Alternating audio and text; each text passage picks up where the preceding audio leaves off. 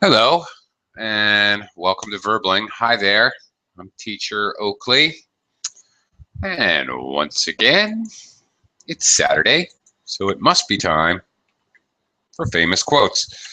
Today, we will be reading quotes from Plato. All right, so we're going to get seriously philosophical here today.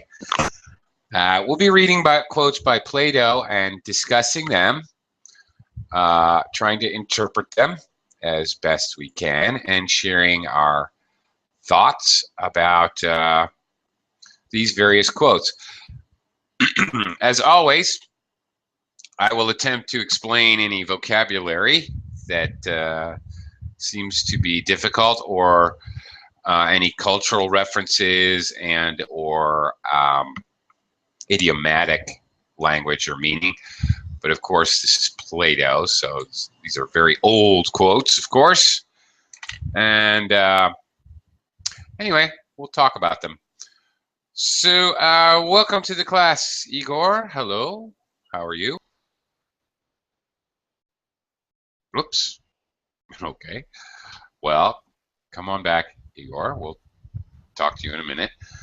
Alejandro, how are you?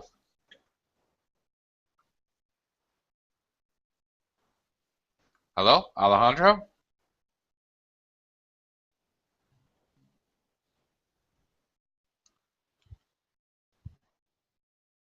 Uh, Seems to be problems getting in the Hangout. Igor, can you hear me okay?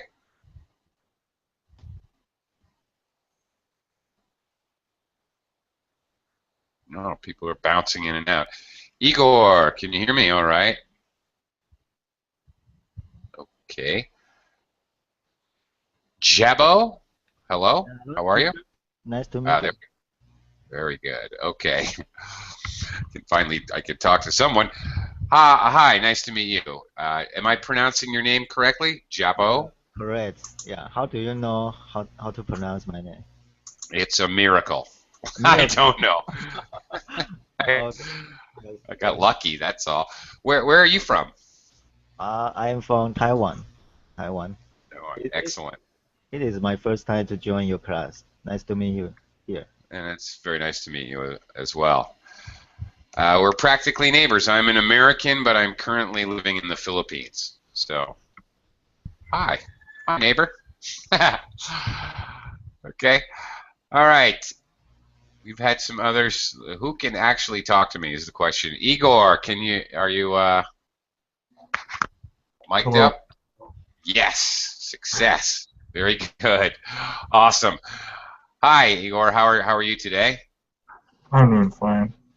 How are Good. you doing? I'm doing all right. Uh, Pretty good. So do you know who Plato is? Well, I think we call him a little bit differently, but I guess this is a famous Greek philosopher. I guess you are correct. Very good. Yes, amongst other things, he's most famous for being a philosopher, classic Greece. Um, So all you right. just call him Plato, yes? Yeah, Ah, essentially, at least in English. we, Um, we we add an N. We say Platon. yeah, and you may, if you're going to Google him, you may look it up either way. Yes, it's actually both, but it's the same person. That's right. Okay. Okay. Very good. Okay. Hello, Michael. Hey, teacher Oakley. Oh, very good. Excellent. You're loud and clear. All right. Must Yeah. be the headphone. What? Must be must be the headphone. Nothing. Uh, okay. Michael, do you know anything else about Plato? Well, as I told them last time when we spoke, I will look up some. I was going to look up. No, I would look. How would I say in proper way this sentence? All in the past. Tell me. Uh, okay, you're doing reported speech. Yep. All Yep. right. So as I told you before, Okay. I said past tense that I would look up the I said subject. I would look up the subject, Yeah. and I just looked up a little bit just because when I opened his Wikipedia page, it's lots of information like Yeah. to read. It's not short article, so it's not a short article. And I looked up about how he died. Basically, he died. There's like 3 versions, and one of them he died while was sleeping. He died in the bed, just in the bed, and he died when a young girl was. I don't know how is written the flu. So basically, on some musical instrument. Really? Here, look how is it. Died in his bed whilst a young Tharcisian girl played the flute to him. Flute. Okay. All right. So 3 versions. That's All right. my contribution to this class. Excellent. Well, thank you. Well, that's interesting. Slightly bizarre. All right. Died in bed while a young maiden was playing a flute. That's wild. Okay. Interesting. Okay. Okay. Let's see. Alejandro, are you in now? Yes. Yeah. Hello, Okay. teacher. You made it. All right, Alejandro. Hello. Nice to have you with us. And do you know anything? Can you contribute any more information about Plato? Do you know anything else about him? No, I'm sorry. I can't. Okay, that's fine. Okay, let's see what others may know. Anatoly, hello. Hello, hello. Hello. How are you? I'm fine, thank you. How are you? I'm great. Thanks a lot. So, do you know anything else about Plato? Any other facts? I know his quote. I think it is his quote. Socrates is my friend, but the truth is much more important like this. Okay. That brings up a very important point. Plato was a student of Socrates. So in the academy in Athens, basically, if you want to think of it this way, basically you're talking about the first institute of higher learning, really the first university, at least in the Western world. Okay, so yeah, all right, very good. Let me also welcome Ahmed. Hello, Ahmed. How are you today? Yeah, fine. I'm very well. How are you, teacher? I'm doing well, thank you. Is there anything that you can add? Tell us about Plato. Who knows? Is there anything else that, any other information you know about him? No. Oh, really? Okay. Very long ago, I want to add. This is, okay, basically 300, he lived from approximately, the dates of his life are a little vague. Much of the information is a little vague because it was a long time ago. He lived from basically around 420 something to about 350 before BC. So this is before the year 0. So he was born like 400 years before Christ, BC. Okay, Abimelech. Hello and welcome. Hello, teacher. How are you? Okay. How are you doing today? I'm doing pretty good. Great. And Abimelech, do you know, is there anything else that you can add about Plato? I think I know only basic. Uh-huh. Okay. Well, in addition to his definitely a range of philosophical topics and theories that he basically came up with involving logic, rhetoric, ethics, religion as well. He also worked in mathematics and other natural sciences as well. So these guys, Socrates and Plato, were also basically kind of the first scientists, as well as the first what we would probably call university professors now. He was a good guy, Igor. Yeah, good guy. I guess so. Seems like it. We can judge that by looking at some of his quotes, which we can do now. I'm going to do a screen share. Hang on a second. And we'll look at some of his quotes and discuss what we think they mean and interpret them as we will. Since they are philosophical, don't be shy. There's no really wrong or right answer. You can interpret it however thou willst. Jabot. Yeah. I forgot to ask you, is there anything else that you know about Plato? Plato was a great philosopher, yeah. And Yeah. what he said and the thinking did great impact of our society. Indeed. Yes. Very, very true. Jabot, can you Yeah. do me a favor and read this first quote? Okay. Kick us off. We can easily forgive the child who is afraid of the dark. The real tragedy of life is when men are afraid of the light. Plato. Okay. Interesting. Okay. I guess the important half of the quote is the second part. Jabot, what do you think Plato is saying here? Men are afraid of the light. What is he referring to, do you think? Yeah. Compared to a child, man, is already adult. He can overcome some kind of frustration and some kind of difficulties.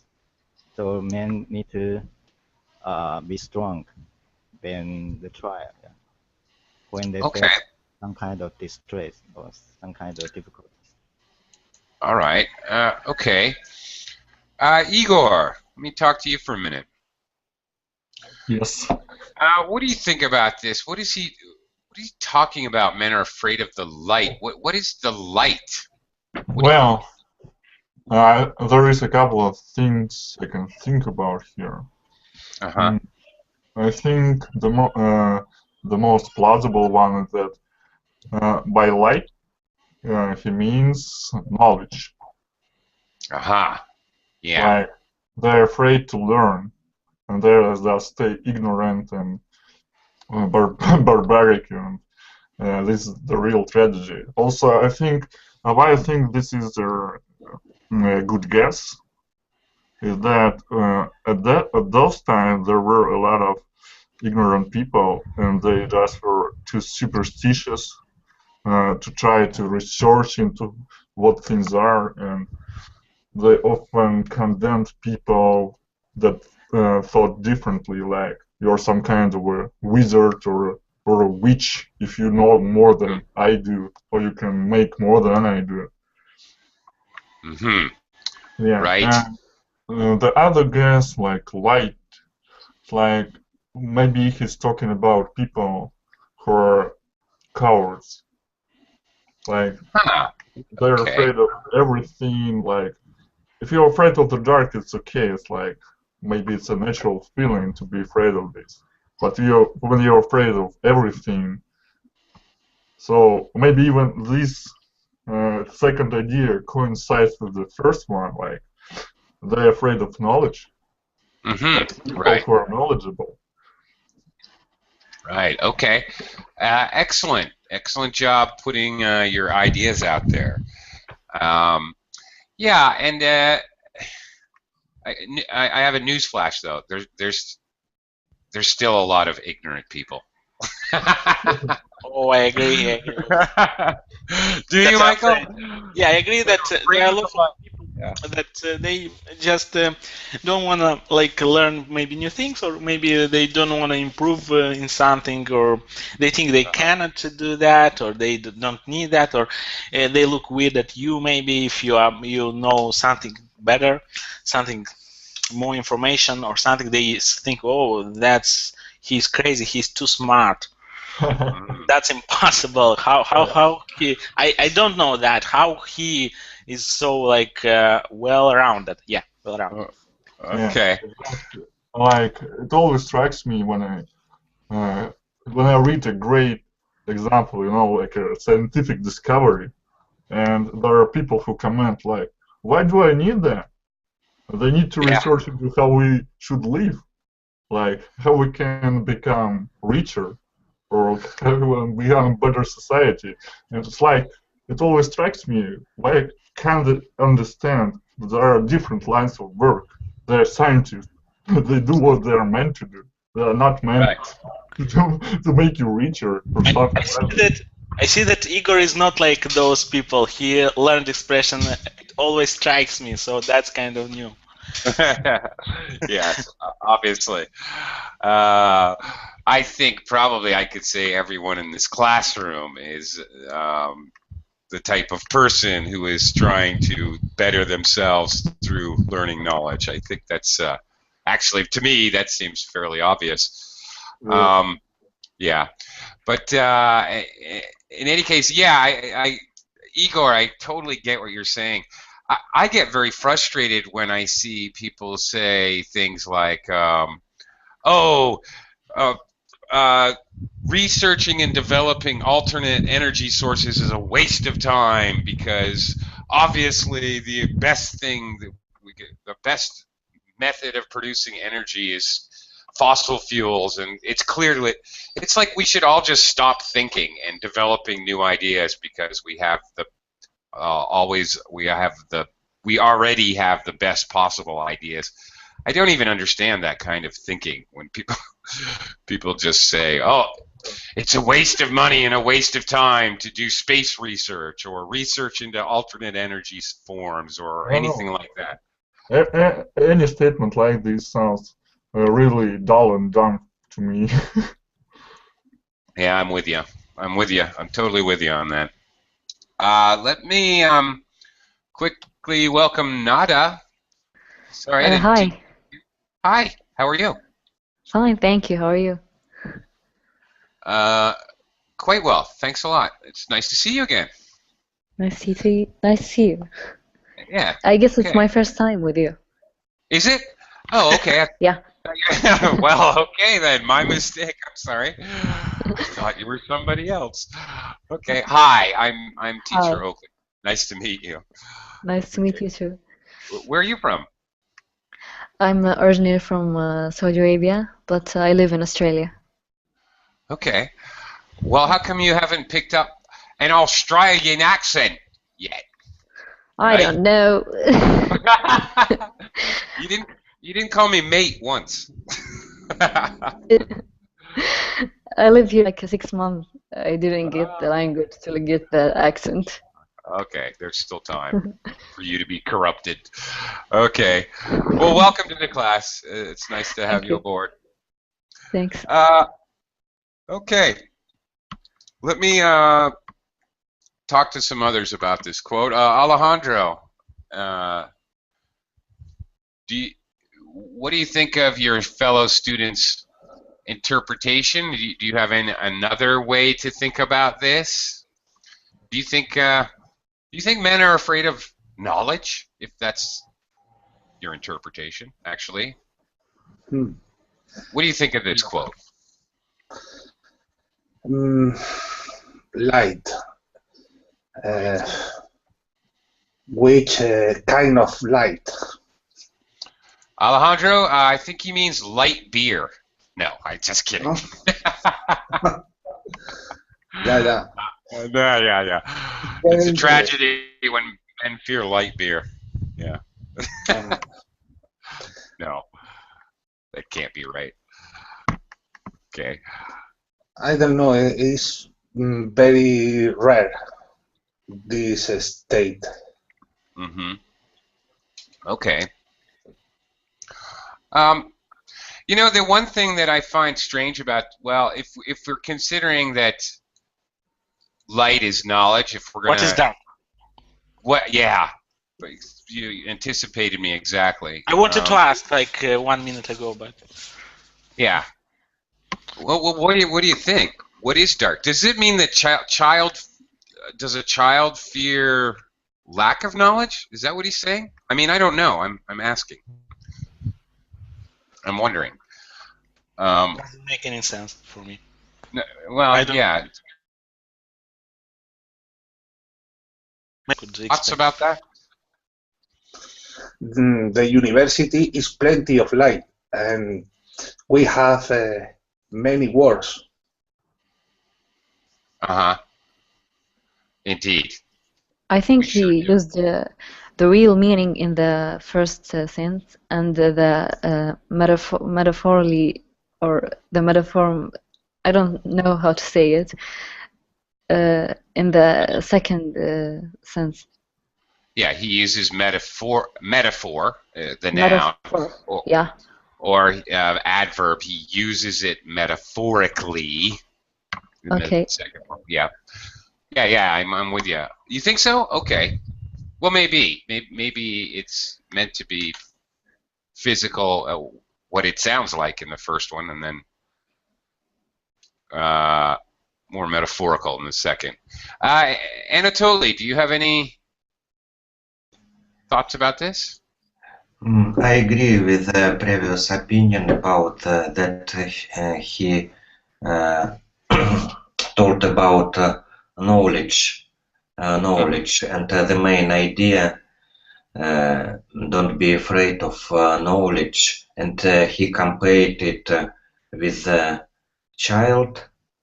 I think it is a bright detail which could help to remember this this quote. Right. Yes. Okay. Yeah, well, I was myself slightly confused.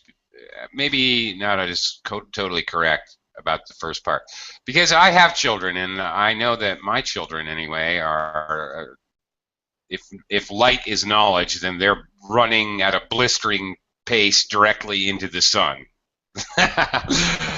because they can't possibly get enough knowledge. Little sponges for knowledge. Children love knowledge, I think, at least small children, until they go to high school, and then they just want to play video games or computer games. But small children love knowledge. Anyway. Okay.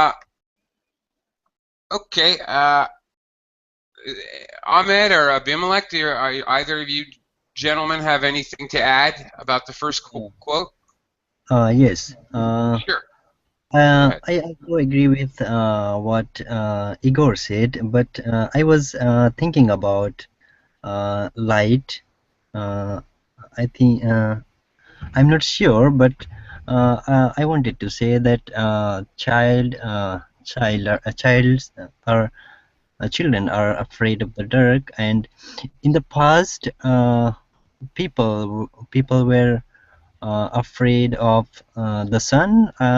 I was thinking the light here is refers to the sun, and they were afraid of the sun, and they worshipped it, and until now, till now, in my country, some people worship the sun. I was thinking about that. Okay. Oh, okay. That's an interesting. It's a little bit of a different perspective. Okay. Great. Cool. Abimelech, since I'm talking to you, let's move on to the next one. We got a lot of quotes here, by the way. Abimelech, can you read this next one? Okay. Good people do not need laws to tell them to act responsibly. while bad people will find a way around the laws. Yeah. What do you think of that? Maybe because good people know their responsibility, and they act according to their knowledge. Mm-hmm. Okay. Ahmed, what do you think of this quote? Think this is true? Ahmed, are you there? Yes. Yeah. Yeah, I'm there. Hi. Okay. What do you agree with this quote? But sometimes bad people cannot find a way around the laws sometimes. For example, if they want to park in a wrong place, they will be fined. Okay. Maybe. Maybe. All right, I'm a little bit cynical, I admit it. But maybe they can't, but sooner or later it seems like they figure it out. Maybe that's just my cynicism talking. I don't know. Okay. Nada, what do you think of this quote? I think it's so true, but I understand what he wanted to say is we don't need law in our life. But this is not true. We need it because even the good people maybe do some bad things, but if there's a law, maybe something going to stop them. Okay. Nada, do you think, okay, following your line of thought, I'm curious, you and others, what your viewpoint is about creating laws for public safety. All right? Laws to protect people from themselves. Yeah. Things like seatbelt laws, all right, or no texting when you're driving. Just basically enforcing common sense in people. Use your brain. Don't do dangerous things. What is your views about laws of that nature? Or do we need those kinds of laws?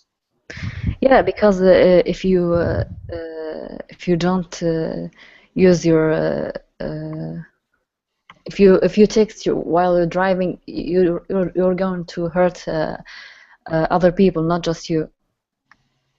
Ah, okay. If you go into suicide, so it's Right. your own business. Okay, I see. Yeah, okay, that's right. Maybe, yeah, maybe that's a bad example. I'm not sure. Jabot. Yeah. Hi. What do you think of this quote? First of all, do you agree or disagree? Some seem to agree, some disagree. Okay, I agree with this sentence. Yeah, I mean, good people, they are righteous person, and they know how to behave, and they know how to do in a responsible way. But bad people, we're always thinking about how to violate the laws. Yeah. So Yeah. I think this sentence is definitely true. Yeah. Sometimes bad people will figure out a way to do the best create. thing, Well, that's right. To create their own laws. Really, if you know what I mean. Okay. And I'm going to throw this one out to the class. There's not a lot to this quote. Anybody else have a comment about this particular? I think, like, I understand what he's saying here. Like, good people, they don't need any laws, really, to behave well. It's like they have some kind of empathy, and they don't hurt other people because they know that they don't like to be hurt, and they understand that hurting another person is harmful to them, and it's like transporting this idea to themselves. Right. And they don't steal because they don't like to be robbed too. And bad people, they don't really have any kind of empathy, or they just don't care about it. All they care about is their own gain. So Okay. they can work around any kind of law to get what they want, and they just step on anybody's toes to get what they want. And Okay. also here, like, I think the point of this quote is that the laws need to be created to restrict bad people, but not to restrict good people. Because the point of any law is not to oppress people, like good people, because they are already good. There is no way to change them, but to change bad people in this case, like criminals, make this make any kind of devious activity real, like a real pain in the ass. I like that, devious activity. So, would you say then, maybe I'm stretching here, all right, but is your kind of definition of good and bad, is it basically people with empathy, at least sympathy, but empathy for others are generally good, and sociopaths or a psychopath are bad people? Well, like, you can think of terms of black and white, but it's usually all gray. It's usually all gray. It's like there is no single person who is absolutely good, and I think there is no absolute evil too. It's like I think that if a person is generally good, they will remain true to themselves, as as goes for their bad people. If they're usually bad, they're going to be bad most of the time. Okay. I read some experiment. I can't remember. Maybe it was Columbia, UCLA. I don't know.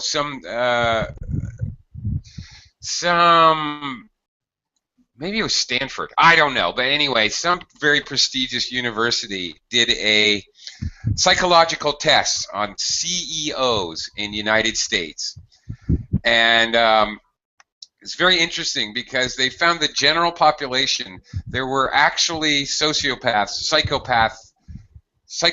people with psychopathic tendencies in the overall population was something less than 1%. But among CEOs, it was over 4%. What in this case is sociopath?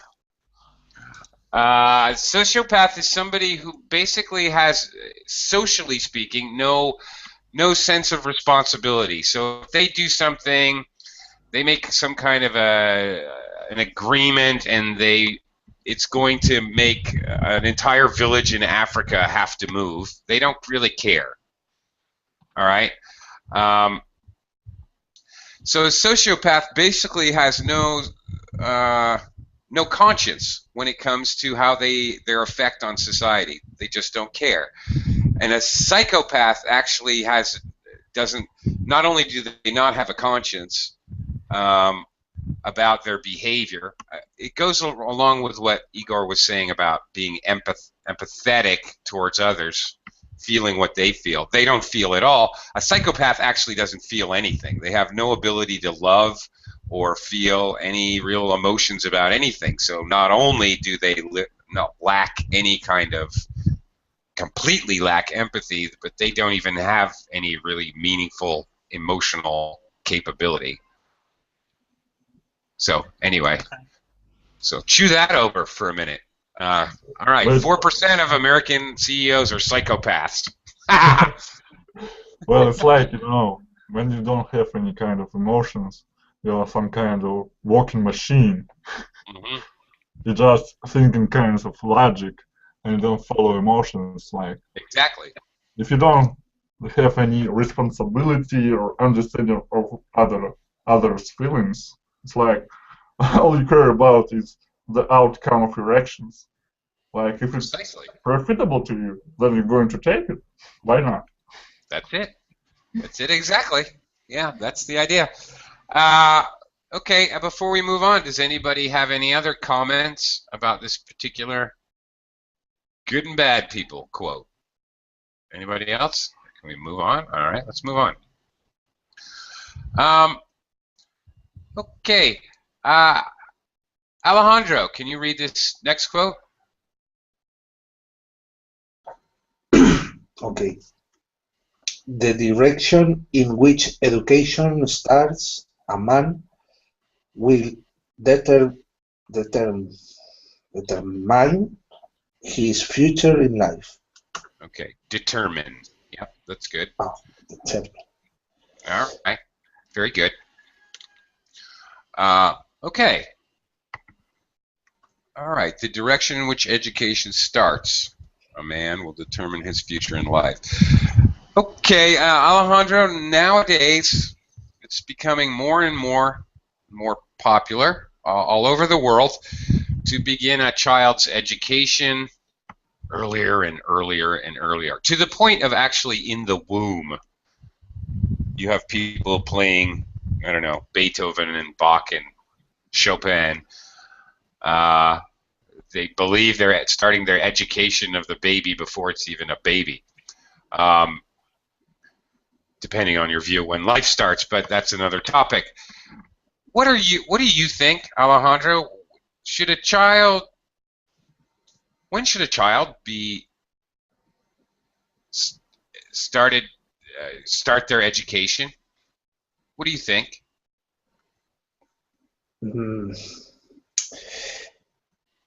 In my point of view, good. The education is given for the state and it's not free. And then it's a bad education for me. It's a what? I'm sorry? Bad education.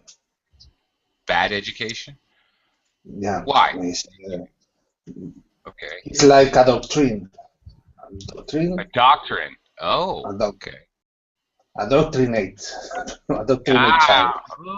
Okay. Well, that's interesting. Okay. All right. Is education? Oh, when is education indoctrination? Wow, you've just opened up a whole other can of worms there. Yeah. Wow. That's huge. Okay, let me get some reaction to that. Anatoly, what do you think of this quote? What do you think of Alejandro's assertion that education equals indoctrination? Wow, there's a lot to think about there. Just grab on any part of it you want. I think Plato wanted to say that education is very important, and because he was an educator, and he really believed that working with children is a very important job, and he marked this mind. Okay. What is your view about when education should start for children? I'm curious. I think it is from the time of born of when a child has born. Mm-hmm. Okay. All right. Fair enough. Oh man. Whoops. Sorry. I just knocked my mouse onto the floor. Oops. Okay. Let me talk to Ahmed for a second. Ahmed, what do you think Plato means when he says the direction in which education starts determines his future life? What is he talking about, direction, do you think? Maybe if he starts studying in undergraduate level, so if he got the maybe art major, so he will continue in this major. He cannot do maybe medicine or nurse or nutrition, so he have to stuck in this major. Maybe, I'm not sure. Okay. All right. All right. Of course, in Plato's time, the direction might be a farmer, a warrior, a merchant. Of course, he didn't have, civil engineers and such, so to speak. Abimelech, Uh, you have anything to add about this? yes, I was thinking about early education, and that education determine the future of people. What happens sometimes, children grew up with some children grew up with good education, and some children grew up with bad education, I'd say, and that determines their future, because as we see, there are many people who are some people are very good, and some people are really bad, and they always do bad things, and that's the point, I think. Yeah. Okay. All right. Fair enough. Does anybody else have any last comments before we move on? Well, I'm just. Yeah. I found it weird. Everybody just understood education literally, like education given at the university. But an education can be the process of raising a child.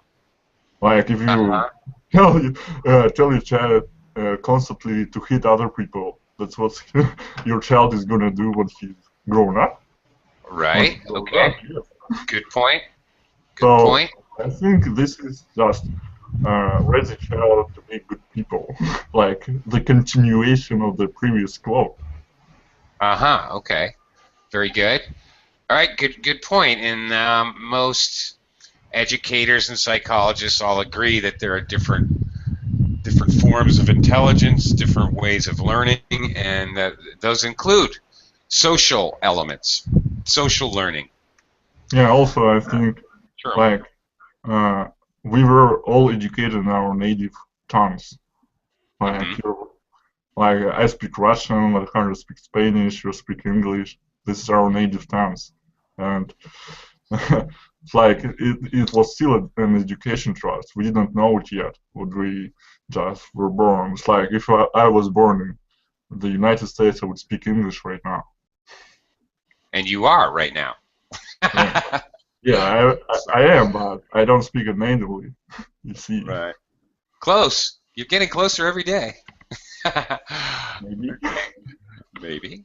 All right. Anybody else before we move on? I have a comment. Sure. I think children should we should learn them reading and writing, and they decide what they want to study. Maybe this is not realistic, but it's not good to decide what they going to study in the future. To force them, yeah. To force them, yeah. Sure. Okay. You teach them. All right. Yeah. Teach is the active. You teach them. They learn passively. All right. Yeah. Don't I know it? I'm an American, but I live in the Philippines, and there was some social changes here, 20, 30 years ago, and a lot of things have happened, and people found out that the whole world, there was a demand for nurses, all right, in the world. So Philippines parents began to force their children to become nurses. And I swear to you, half the graduates in the Philippines are nurses. That's what they're trained to do. Which Yeah, I see is, lots of them in my country. I bet you do. Yeah, I know you do. Right. Now here's the thing. I can't tell you how many unhappy people, unhappy nurses who faint at the sight of blood, have no desire to have a career in medicine whatsoever. They're uncomfortable around sick people. It's completely ridiculous. Really. Yeah, that's sad. It is sad. I agree. It is just plain sad, truly. I think it's crazy to force your children to do something which they may have no inclination or desire or even ability. I mean, really, how can you be a nurse if you're going to faint when you see blood? Seriously, Yes. It's ridiculous. That's why you need to find your talent, to find your niche. And I think Indeed. this is their most, the biggest responsibility parents have. It's like help your children to uncover their natural talents. Mm-hmm. Don't impose Right. something they are not meant to do, or not meant to do. Well, certainly we're not all meant to do everything, you know, obviously. Yes. I mean, I will never be a fashion designer. It's never going to happen. Just imagine if you were born in a designer's Right. family and they wanted you to imagine? be a designer, to Oh follow my their gosh. steps. The horror. Thanks a lot, Igor. I'm going to have bad dreams now tonight. Don't take it too hard. It's just Yeah, okay. hypothetical situation. All right. I'm going to have dreams about me sitting at a sewing machine, making a feather boa, adding lace to the sleeves of a... Okay, it's going to be horrible. That's it. I'm not sleeping tonight. Okay. It's okay. I'm just joking. Michael, let's move on here. Let's look at this next one. A good decision is based on knowledge and not on numbers. Good decision is based on knowledge. What do you think of that? Well, basically, he means that a decision is based. So a decision that you're taking is based on knowledge that you have at that time, like what information you have, but not numbers. Not numbers, like not. But numbers is knowledge. I mean, it's information. So no. It is information. Is he talking about statistics here? I mean, do you think? I mean, when he says decisions on numbers, that sounds like what it is. Could be. Could be. Okay. I don't know what does he mean. I don't know if in his time was some statistics or there Well, was. I believe that he worked on the development of using statistics to do predictive analysis. I believe that him and Socrates actually kind of started that area of, which is interesting that he would say this. Igor, go ahead. Sorry, maybe he's trying to say, don't always abide by the book. Well, okay, that's another way to say it. Yeah. It's like, for example, I still have to remind you of that that thing about good and bad people. For example, you're a bad person, and you see like, okay, thousands of people die, but I get 3,000 million dollars on my account. So, like, assuming from the numbers, it's an easy call. Like, you get richer and you don't care that people die. But if you have the knowledge, like, those people will suffer, I don't like being responsible for that, then you make a good decision. You make everything in your power to prevent them from dying. You see. Right. I have another example if I look at it as from statistics, now this is, I know you guys, probably most of you are not that familiar with baseball, American baseball. Well, not just American, they love it in Japan and Korea and other places. But in any case, the game of baseball is completely loaded with numbers and statistics. There was a manager named Billy Beane. He's still around. He decided as a general manager to create a mathematical model of players, to choose what players to trade or keep or what team he wanted to field, purely based on statistical analysis. Numbers, numbers, numbers, numbers. Strangely, okay, the weird thing is, and it's odd, but it's very, very true. His team is really some other teams use a mixture of sort of quantitative and qualitative judgment calls. But he wanted to go extremely quantitative, numbers only. His team almost every year gets into the playoffs and loses right away. They never win the championship, but they always come close. That reminds me of the movie Moneyball. Brad Pitt That's and John exact. That is what I'm describing. That is real. Yeah. That's precisely what I'm describing, and the book is even better, actually. But yes, it's a movie and a book. Very good. Okay, so you're familiar with it. That's exactly what it is. It's exactly what I'm describing, and it's so odd because he comes close, but never gets the ultimate prize. Yeah. Loser's gonna lose. Yeah, so statistics just won't get you there.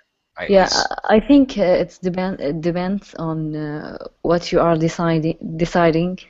True. All right. Sometimes you need knowledge. Sometimes you need numbers on something specific. Okay. Well, that's fair enough. Okay.